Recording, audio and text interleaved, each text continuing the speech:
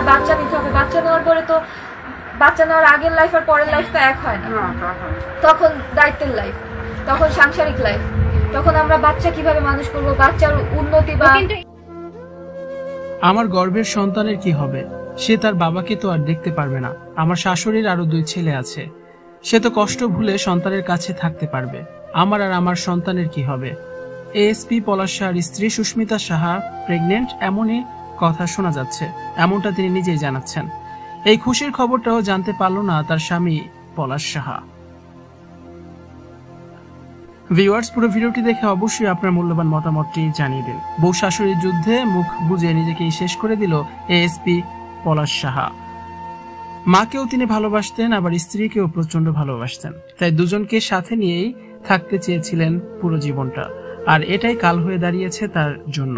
মাত্র 20 বছর বয়সী পলাশের স্ত্রী সুস্মিতা সাহা। এত অল্প বয়সে স্বামী হারানোর শোক সইতে পারছে না এই মেয়েটা। সবসময় বিলাপ করছে সে।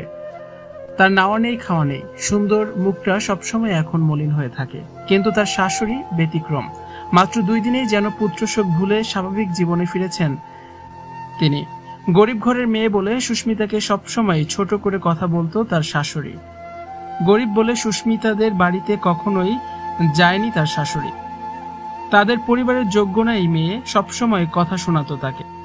শেষবার পলাশ সাহা তার স্ত্রী সুস্মিতা সাহাকে কিছু বলেও যায়নি।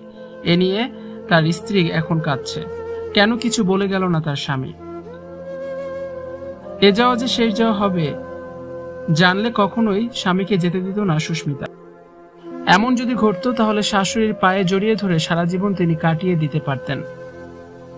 সুস্মিতা এখন কেঁদে কেঁদে বলছেন তার শাশুড়ির তো 2 ছেলে, সে তো পুত্র হারানো কষ্ট ভুলে যেতে পারবে, কিন্তু তারও তার সন্তানের এখন কি হবে?